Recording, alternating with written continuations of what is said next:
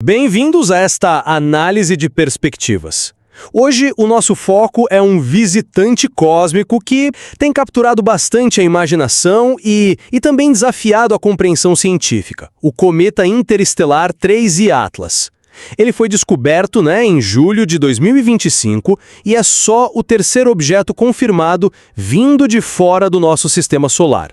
Desde que ele foi detectado, uma frota de observatórios, incluindo gigantes como o Hubble e o James Webb, e até sondas lá em Marte, tem acompanhado a jornada dele, sabe? Isso revelou características que geraram um debate bem vigoroso. A questão central que a gente se propõe a explorar aqui é a seguinte: o 3I Atlas é, fundamentalmente, um cometa interestelar cujas propriedades, talvez incomuns, nos dão um vislumbre valioso da diversidade de outros sistemas estelares. Ou será que as anomalias dele são tão profundas que apontam para fenômenos físicos que a gente ainda não compreende, forçando uma reconsideração dos nossos modelos? A nossa discussão, claro, se baseia nos dados e observações mais recentes. Eu vou defender a visão de que, apesar das excentricidades, sim, o 3I Atlas se alinha com o nosso entendimento de um cometa interestelar. Por outro lado, eu vou argumentar que as peculiaridades do 3I Atlas são, assim, tão marcantes e múltiplas que essa classificação convencional acaba se tornando insuficiente, sabe? Eu vou sustentar que as características anômalas dele nos forçam a considerar hipóteses alternativas, talvez até a revisar aspectos fundamentais de como a gente entende esses viajantes cósmicos e as interações deles. Bom, começando então com a minha perspectiva. A classificação do 3I Atlas como cometa, para mim, parece bem robusta. Ela está baseada em múltiplas linhas de evidência. A gente observa os sinais clássicos de atividade cometária, o desenvolvimento de uma coma, aquela nuvem imensa de gás e poeira que envolve o núcleo, e também o esboço de uma cauda. Isso foi confirmado por telescópios como o Hubble e o Gemini Sul. E mais importante ainda, a trajetória dele é, sem dúvida, hiperbólica. O que isso significa? Que ele não está gravitacionalmente ligado ao nosso Sol. Ele segue um caminho aberto que vai levar ele para fora do sistema solar, confirmando a origem interestelar. Sim, a trajetória hiperbólica é um ponto-chave, concordo. Exato. E ele se move a uma velocidade impressionante, algo em torno de 210 mil quilômetros por hora. Os dados do Hubble e do James Webb, o JWST, não só confirmam isso, mas também nos deram uma estimativa do tamanho do núcleo, Algo entre 0,44 e 5,6 quilômetros de diâmetro, mais ou menos, imerso nessa coma que é rica em poeira. E o JWST fez uma descoberta química que eu acho crucial, uma proporção assim extraordinariamente alta de dióxido de carbono, CO2, em relação à água. E para complementar, o Observatório Swift detectou hidroxila, o AH, que é um fragmento molecular que indica a presença de água a uma distância bem notável, 3 unidades astronômicas do Sol, quer dizer, 3 vezes a distância média da Terra ao Sol. Nessa distância, ele já liberava coisa de 40 quilos de material por segundo. 40 quilos por segundo a 3UA? Nossa. Pois é, eu entendo que esses detalhes podem parecer estranhos, à primeira vista, mas eu proponho uma interpretação diferente. Esses dados são, na verdade, pistas muito valiosas sobre a origem do cometa. A alta taxa de CO2 e essa atividade a 3UA sugerem que ele se formou numa região extremamente fria do seu sistema estelar natal, sabe? Além da chamada linha de gelo do CO2. Talvez num sistema muito antigo, com idade estimada aí entre 7,8 e 10 bilhões de anos. As peculiaridades, portanto, elas não invalidam a natureza cometária dele. Pelo contrário, elas representam a diversidade química e física que a gente espera encontrar em objetos formados sob condições diferentes das do nosso próprio sistema solar. Confirmar ele como um cometa, mesmo muito estranho, reforça a ideia de que os blocos de construção planetária, embora variados, podem seguir caminhos químicos, assim, amplamente reconhecíveis pela galáxia. Olha, Eu vejo esses mesmos dados, mas, sinceramente, chego a uma conclusão bem diferente. Rotular o Trace Atlas como apenas um cometa, mesmo que peculiar, corre o risco de minimizar a profundidade das anomalias que ele apresenta. Vamos listar os pontos que me levam a questionar essa visão mais, digamos, conservadora? Porque a acumulação deles é o que realmente intriga, sabe? Primeiro, essa atividade cometária detectada tão longe do Sol. Dados do TESS já indicavam atividade a 6 UA, e a confirmação de água sendo liberada a 3 UA pelo SWIFT é verdadeiramente excepcional. Cometas do nosso sistema solar, tipicamente, só ficam tão ativos muito mais perto do Sol, né? Onde o calor é suficiente para sublimar gelo de água de forma eficiente. Segundo, a composição química que o James Webb revelou é francamente bizarra pelos nossos padrões.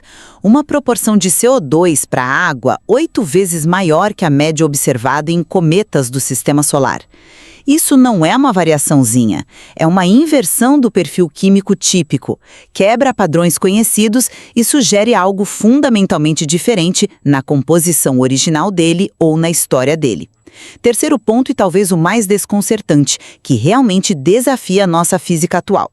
A tal parada inexplicável observada perto de Marte em outubro de 2025. Observatórios da NASA e da ESA confirmaram de forma independente que o cometa ficou praticamente imóvel em relação às estrelas de fundo por vários dias. Isso a uma distância de aproximadamente 27 milhões de quilômetros de Marte. Isso contraria diretamente nossa compreensão da mecânica orbital, né? Especialmente para um objeto numa trajetória hiperbólica com tamanha energia cinética. Imóvel por dias. Isso é, de fato, muito curioso. Planetas: Júpiter, Marte e Vênus. Alguns pesquisadores, como o Avi Loeb, de Harvard, apontaram a baixa probabilidade estatística dessa sequência de encontros, citando números como 0,005% como um fator adicional de estranheza. E usam isso, junto com as outras anomalias, para levantar a hipótese que eu reconheço é especulativa de que talvez o objeto não seja inteiramente natural. A sua interpretação, olha, é certamente uma possibilidade. Mas será que ela consegue de fato abranger a totalidade e a magnitude dessas anomalias sem forçar os dados a caberem no modelo pré-existente? Se essas anomalias não puderem ser explicadas por mecanismos conhecidos, isso não significa só que o cometa é estranho. Pode implicar que nossa compreensão das interações no meio interplanetário, ou mesmo da física fundamental que governa esses objetos, está incompleta, entendeu? Vamos aprofundar um pouco nessa parada inexplicável perto de Marte, porque eu concordo que é o aspecto mais extraordinário e que exige, sim, a análise mais cuidadosa. Os dados de múltiplas fontes independentes, NASA, a ESA, com a Trace Gas Orbiter e a Mars Express, confirmam esse período de imobilidade aparente. No entanto, a conclusão de que isso viola a física conhecida, para mim, parece prematura. A razão pela qual eu não estou convencido por essa linha de raciocínio é que a gente conhece forças não gravitacionais que afetam cometas, né? Embora esse caso possa representar um extremo. A desgasificação assimétrica é um fenômeno bem estabelecido. Quando um cometa aquece, ele libera jatos de gás e poeira do núcleo de forma não uniforme. Esses jatos agem como pequenos propulsores naturais e podem alterar a velocidade e a trajetória do cometa de maneiras complexas e, às vezes, inesperadas. Mas parar completamente, por dias. Olha, conseguir uma parada completa exige, sim, um equilíbrio muito preciso e talvez prolongado desses jatos, ou talvez uma combinação de jatos com outras forças. Não dá para descartar essa possibilidade. Outras hipóteses que foram levantadas incluem interações complexas com o ambiente de plasma e os campos magnéticos ali na vizinhança de Marte, que é uma região dinamicamente ativa no espaço interplanetário, né? A gente detectou até mesmo vibrações sutis no núcleo do cometa através do Hubble e do Webb durante esse período de pausa. Isso pode ser uma pista sobre os processos internos que estavam em jogo. É um quebra-cabeça fascinante, sem dúvida. Mas a metodologia científica científica exige que a gente esgote as explicações dentro do quadro físico conhecido, mesmo que exijam condições atípicas ou modelos mais sofisticados, antes de saltar para conclusões que exigiriam uma revisão da física fundamental ou invocar fenômenos completamente novos. Qual evidência concreta existe para descartar completamente a desgaseificação, mesmo que atípica, ou outras interações naturais complexas como a causa da pausa? A questão não é descartar completamente a desgaseificação, mas sim reconhecer a extrema improbabilidade e a magnitude necessária para explicar o fenômeno observado. A sua explicação, embora seja plausível na teoria, enfrenta desafios quantitativos muito sérios. A gente está falando de um objeto com uma energia cinética colossal, estimada em dezenas de bilhões de toneladas, viajando a quase 60 quilômetros por segundo. Para que forças não gravitacionais como a desgaseificação assimétrica causem uma parada completa e sustentada por dias, elas teriam que ser não apenas imensas, mas também extraordinariamente direcionadas e controladas, contrariando perfeitamente o momento linear de cometa. Jatos simétricos que se cancelam são uma possibilidade teórica, mas geralmente são instáveis de curta duração. E as outras hipóteses que você mencionou, interações com plasma, campos magnéticos, ventos solares complexos, são admitidas pelas próprias fontes como altamente especulativas no momento. Não existe um modelo físico robusto e aceito que consiga reproduzir essa parada usando só esses mecanismos conhecidos aplicados a um objeto com as características estimadas do 13 Atlas. A confirmação por múltiplos instrumentos e agências espaciais elimina a possibilidade de erro observacional grosseiro, né? Portanto, embora a prudência científica sugira cautela, a magnitude e a natureza dessa anomalia me levam a crer que a gente está diante de algo que, no mínimo, força uma reconsideração séria dos nossos modelos. Talvez existam interações significativas no meio interplanetário, especialmente envolvendo objetos interestelares de alta velocidade ou com composições exóticas, que a gente ainda não compreende o modelo adequadamente. Insistir que a explicação tem que estar dentro do quadro atual pode ser um obstáculo para a descoberta, sabe? Mas é sensacional esse trabalho, hein? A questão é que, para encaixar em um caso ao qual a gente tem um modelo, para mim o universo nunca acaba em Constrangem. Sempre tem uma outra jogada de estudioso, uma outra manobra, um outro fato que tira a gente do sério e promove um raciocínio profundo. Até porque a gente tem uma certa definição em geral do universo. Mas tem umas coisas que dá pra gente ter um grande nível, até porque não é algo difícil de calcular, mas é algo incrível de alterar. Mudando o foco então para a composição química e a atividade a longa distância, eu reitero que vejo esses dados como incrivelmente informativos, não necessariamente como anômalos no sentido de desafiar a física. A alta proporção de CO2 sobre água medida pelo JWST e a detecção de liberação de água inferida pela hidroxila detectada pelo SWIFT a 3 UA, uma distância onde a sublimação de gelo de água na superfície seria muito lenta nos nossos cometas, isso nos conta uma história consistente sobre a origem dele. Aponta fortemente para a formação numa região extremamente fria do seu disco protoplanetário original, onde o CO2 pôde congelar abundantemente, talvez indicando um sistema estelar mais antigo ou quimicamente diferente do nosso Sol primordial. A taxa de liberação de 40 kg de material a essa distância é uma medida quantificável dessa atividade precoce, alimentada talvez por esse CO2 mais volátil. Até mesmo a cor esverdeada observada em setembro tem explicações plausíveis dentro da química cometária conhecida, como a fluorescência de moléculas de dicarbono C2 sob a luz solar. Sim, a química é diferente da média que a gente vê nos cometas do cinturão de Kuiper ou da nuvem de Oort. Mas isso é precisamente o que esperaríamos de uma amostra vinda de outro sistema estelar. É um testemunho da diversidade cósmica, oferecendo para a gente uma sonda única das condições de formação planetária em outras partes da galáxia. Entendo o ponto da diversidade. Mas embora eu concorde que a diversidade é esperada, a questão crucial para mim é o grau dessa diversidade e se ela ainda se encaixa confortavelmente na categoria cometa como a gente entende. A proporção de 8:1 de CO2 sobre água não é só uma variação na receita. É como encontrar um bolo feito principalmente de sal em vez de farinha, né? Da mesma forma, a sublimação significativa de água a uma distância 3 vezes maior que o normal para cometas solares é profundamente atípica. É difícil de explicar só com base na composição, sugerindo talvez uma estrutura interna ou processos de liberação de calor diferentes. Será que a gente está só observando uma variação exótica ou essa combinação de química extrema e comportamento inesperado indica processos de formação fundamentalmente distintos daqueles que formaram nossos próprios cometas? Ou talvez uma história evolutiva que alterou ele de maneiras que a gente não vê em objetos do sistema solar? A minha preocupação é que, ao insistir em rotulá-lo simplesmente como um cometa peculiar, a gente pode estar forçando um objeto verdadeiramente anômalo numa caixa conceitual que ele já extrapolou. A combinação dessas anomalias químicas e de atividade, especialmente quando somada à parada inexplicável em Marte, sugere que precisamos estar abertos a possibilidades mais radicais sobre a natureza e a origem dele. Isso nos leva, naturalmente, à questão da trajetória e às especulações mais ousadas que surgiram frequentemente ligadas às ideias do Avi Loeb.